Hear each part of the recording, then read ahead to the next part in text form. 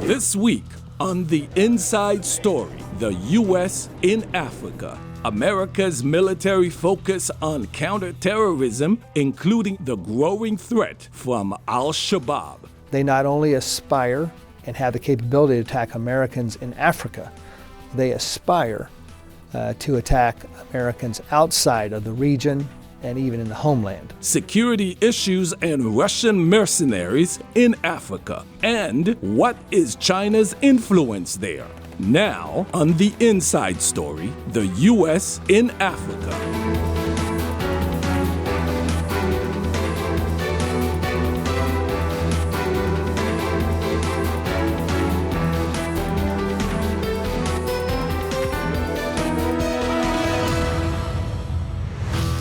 Hi, I'm Carla Babb, reporting from the Pentagon.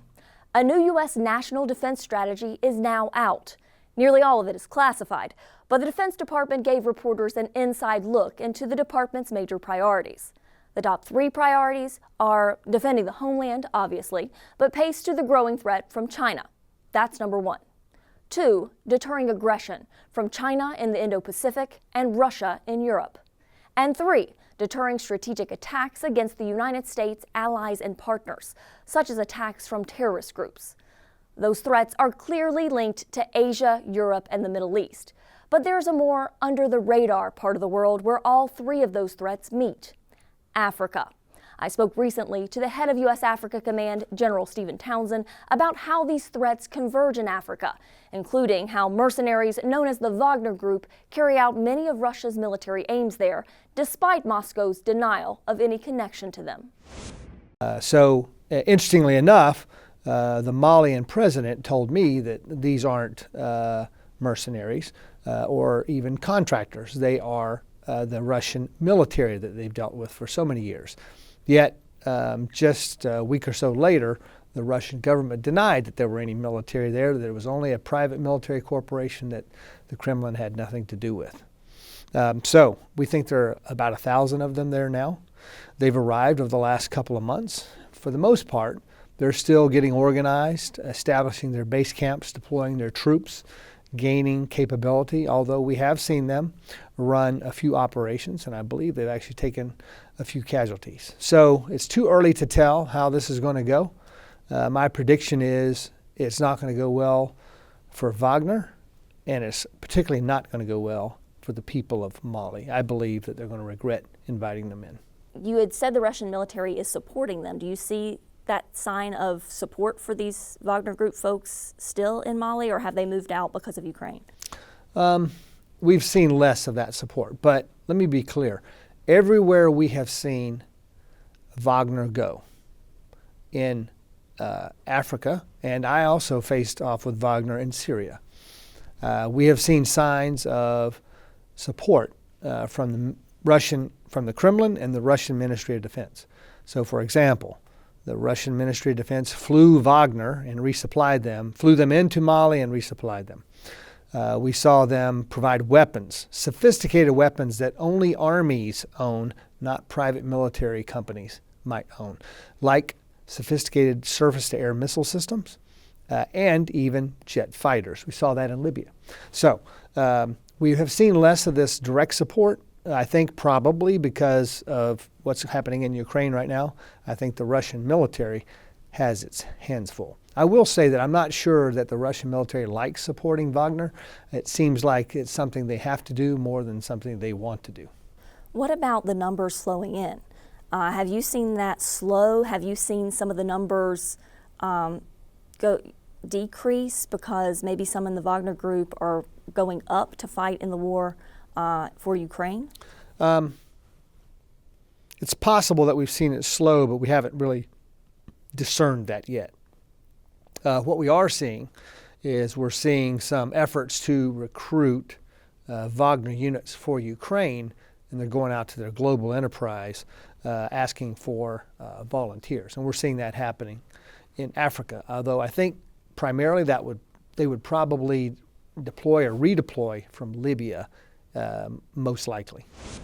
Reports indicate about 1,000 members of the Wagner Group are in Ukraine, and German intelligence suggests they played a role in the atrocities uncovered there. VOA's Salim Solomon has more on what these battle-hardened soldiers of fortune may bring to Ukraine. As Russia continues its invasion of Ukraine, some observers are warning its forces may get support from an unexpected source: Russian-linked mercenaries stationed in Africa.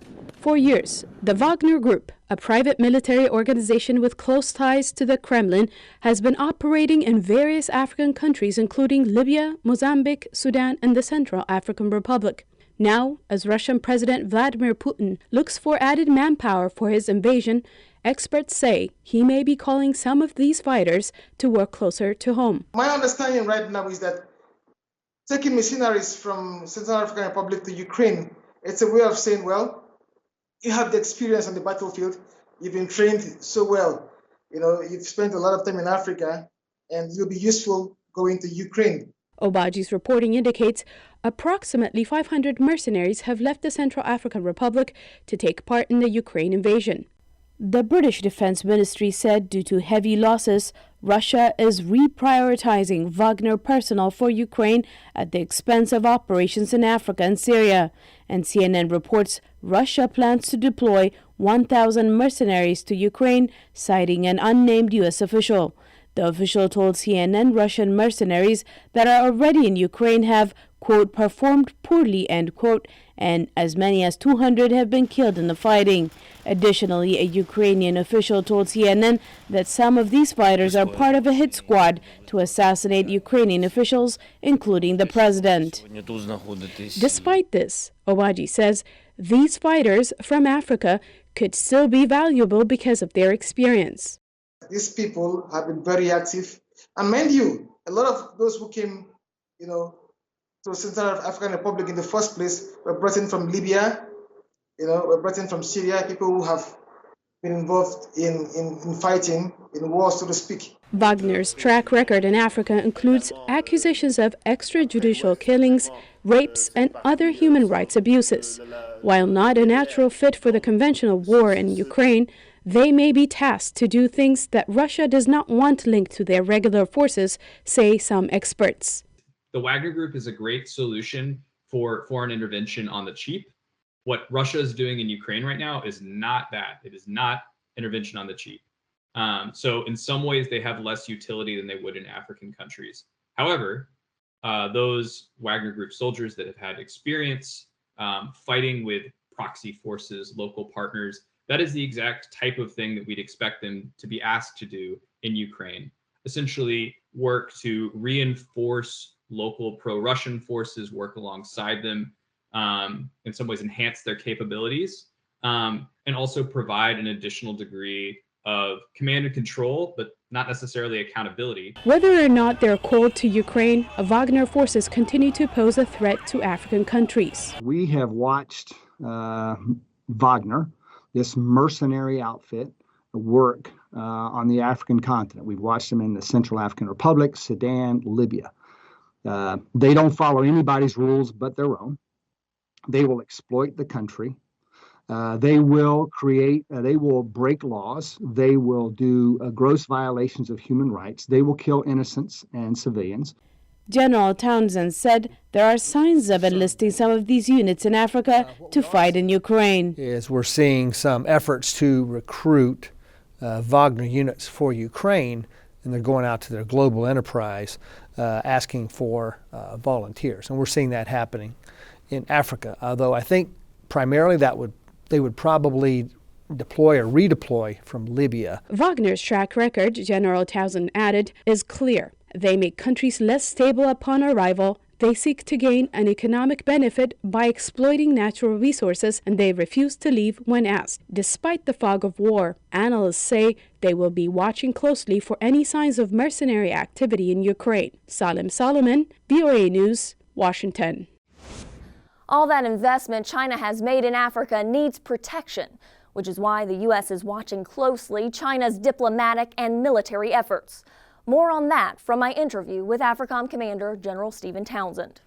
The Chinese have placed bets or chips down on almost all of the countries along the Atlantic coast. They're seeking a base there, a naval base, a military base. And where we see them have the most traction right now is Equatorial Guinea.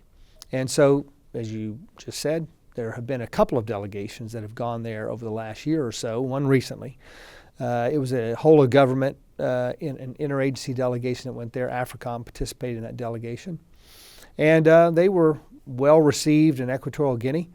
The leaders there emphatically deny that they plan to have a Chinese base in their country. So for now, we'll take them at their word and we'll watch what they do. We'll watch carefully to see what they do. We're not trying to tell them that they have to choose between the U.S. or the West and China. That's not the choice they have to make. They just have to respect what our concerns would be, our security concerns would be, and they can have a relationship with China. They can even have a relationship with the Chinese military. But we would be concerned if that relationship progresses to a Chinese military base in Equatorial Guinea. And on the other side of the continent, they have the base in Djibouti, very close to the United States. Where else are they looking to build a base? There's been some whispers about looking along the Mozambique Channel. Broadly across the continent, they're looking for bases wherever they can find them, because it's a part of their long-term military strategy in the world. We saw that they had some traction some time ago in Tanzania. Then Tanzania had a change of government, and that talk of that base has slowed down considerably. And I think that would be good. I think it would not be good for Africa to have a Chinese military base there in Tanzania. You mentioned the Mozambique Channel. We know that they have been soliciting for bases with all the countries down there along the Mozambique Channel, to include the little island nations there. And they haven't found traction thus far. Then coming up the Atlantic coast, I think probably the place where, as we just discussed, they have the most traction is Equatorial Guinea, although the leaders there assure us that it's not going to happen. And then I think probably the other place we've seen discussed would be a country like Gabon. They might entertain that, but they haven't really extended that offer to the Chinese yet. What about a country like Somalia? A weak government that needs an economic influx, frankly. Have you seen any conversations going on with the Chinese and the Somali government? So there are conversations with the Chinese and the Somalis that happen regularly. We'll just have to see. About a base? They discuss a lot of things. They have discussed a base. And, the Somalis tell us that they are our partner and that they won't partner with the Chinese. So we'll leave it at that for now.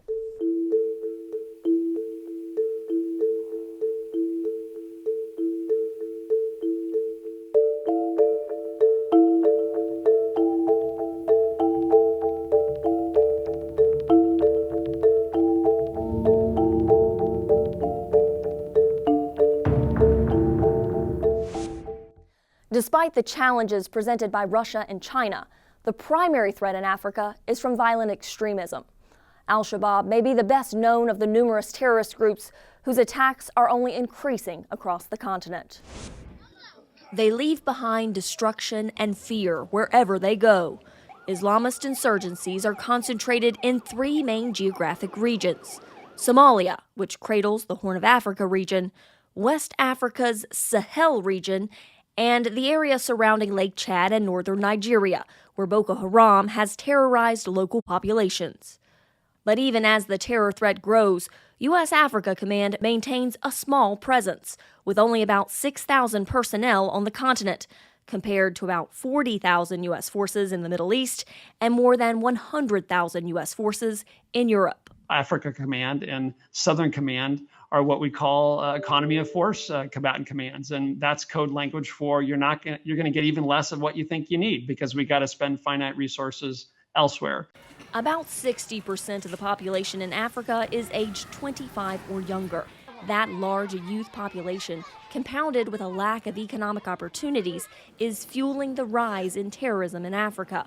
It's very easy, for young people like that to be recruited by people, putting arms in their hands, and promising them, not in this case, not just, real material, gains, but in the case of Islamic terrorists, reward in the aftermath. In the Lake Chad region, 30,000 people have been killed since 2009 by Boko Haram's violence, according to the Council on Foreign Relations.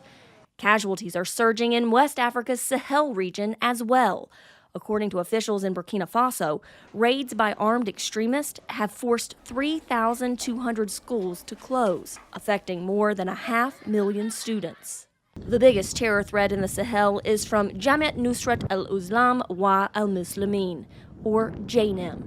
They are an extension of al-Qaeda in the Islamic Maghreb, and they are very active, and they are on the march and taking new ground, expanding from Mali into Burkina Faso and now into the northern provinces of the littoral states on the Gulf of Guinea. But the top threat in Africa, according to Townsend, is al-Shabaab, al-Qaeda's terrorist branch in Somalia that's also carried out deadly attacks in Kenya. For more than a year now, the U.S. has shuffled troops in and out of Somalia for missions, a policy Townsend warns is less effective and less efficient. General Townsend, prior administration reduced nearly all of the 700 troops that we had in Somalia. Now you're commuting from Djibouti and Kenya for counterterrorism, over-the-horizon operations. How is that working now, and what are we going to do to increase effectiveness and reduce risk? Senator, in my view, we are marching in place at best. We may be backsliding the security in Somalia, the security situation. What we're doing is not providing sufficient pressure, and the best we can do is maintain a secure area around the bases that we return to, and we really can't get at the al-Shabaab problem set. During my interview, I asked General Townsend to further explain how commuting to work, as he calls it, has affected AFRICOM's mission of disrupting al-Shabaab and degrading its ability to terrorize civilians. I have come to the conclusion, as have my subordinate commanders who are doing this activity, that it is less effective, less efficient, and it increases the risk to our troops. The risk is in moving in and moving out. This might seem counterintuitive, but once a unit is on the ground in Somalia and they have their sensors out and their defenses up, it's safer to stay there than it is to come and go and to unpack and repack and reload and unload time after time. So that's why I think it's inefficient. It's certainly less effective. We're not there long enough to get momentum, and then we start over. You have made recommendations to the Secretary about the mission in Somalia. You told VOA that in January. The Wall Street Journal wrote about it just a few days ago.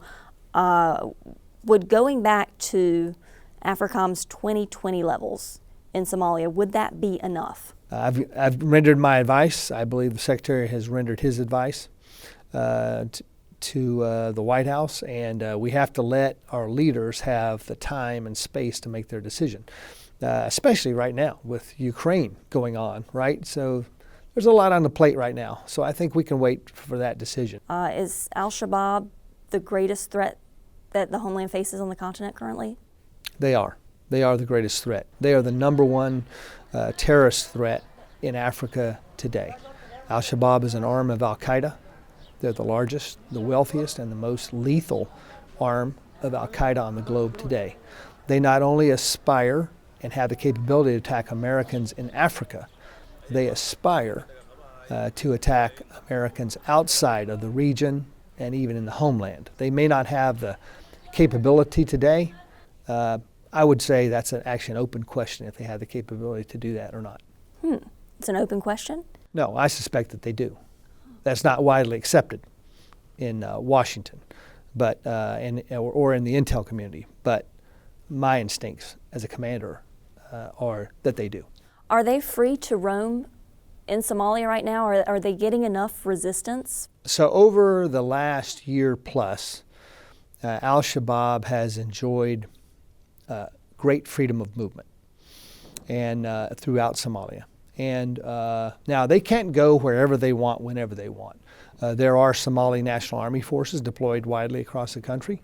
There are AMISOM forces deployed. That's the African Union mission in Somalia. They're deployed widely across the country.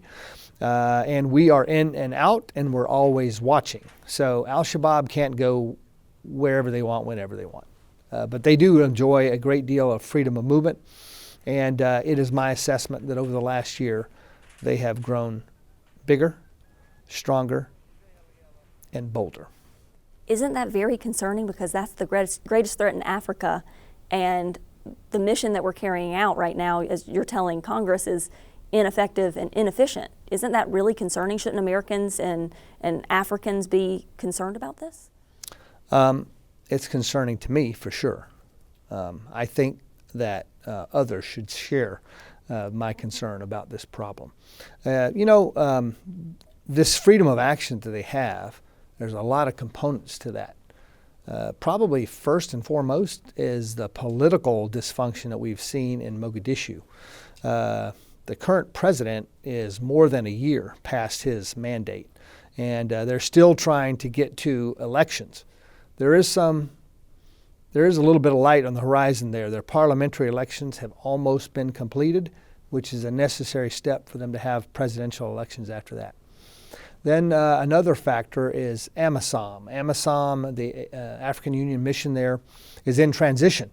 And so there's been a lot of discussion about what they're going to transition to. I think they're coming to agreement on the next phase in the life of AMISOM.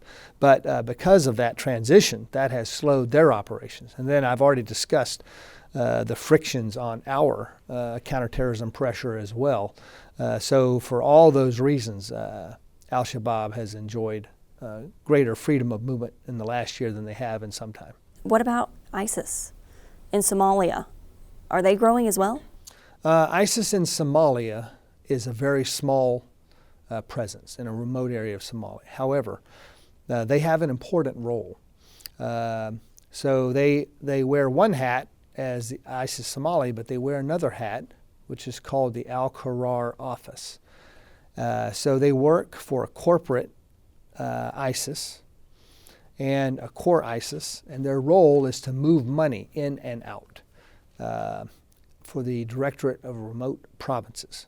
And that is a very important function they have that's outside, it's larger than their role as ISIS Somalia, is this function of moving money in and out of Africa. There's enough money there that they're providing money for other ISIS operations globally. What about ISIS elsewhere? Are they able to funnel those funds to not only to Africa, from but outside the continent to other ISIS groups in the continent and vice versa? What's the most concerning thing to you? The most concerning thing I'm seeing in West Africa is the number 2 threat in Africa is not ISIS, it's another arm of Al-Qaeda. It's a group called JNIM, Jamaat al-Nusrat wal Muslimin. Now you know why we just call them JNIM. So JNIM is an arm of Al-Qaeda. They are an extension of Al-Qaeda in the Islamic Maghreb, and they are very active, and they are on the march and taking new ground, expanding from Mali into Burkina Faso and now into the northern provinces of the littoral states on the Gulf of Guinea. Second, I think after in West Africa to them would be ISIS West Africa around the Lake Chad Basin, northeastern Nigeria, and ISIS Greater Sahara over to the northwest. ISIS Greater Sahara is in a competition with JNIM, and JNIM has the upper hand right now. So ISIS Greater Sahara's operations and expansions are limited because they're being suppressed by another terrorist organization. Unlike we see in other parts of the world where ISIS and Al-Qaeda are in competition. But those threats are regional threats today, not significant threats to U.S. interest in the region and not significant threats to Americans beyond the region. But I'm very concerned about the impact they're having on our partners there. That's it for this week. Follow me on Twitter at CarlaBabbVOA. Stay connected at VOA News on Instagram and Facebook. I'm Carla Babb here at the Pentagon. See you next week for the Inside Story.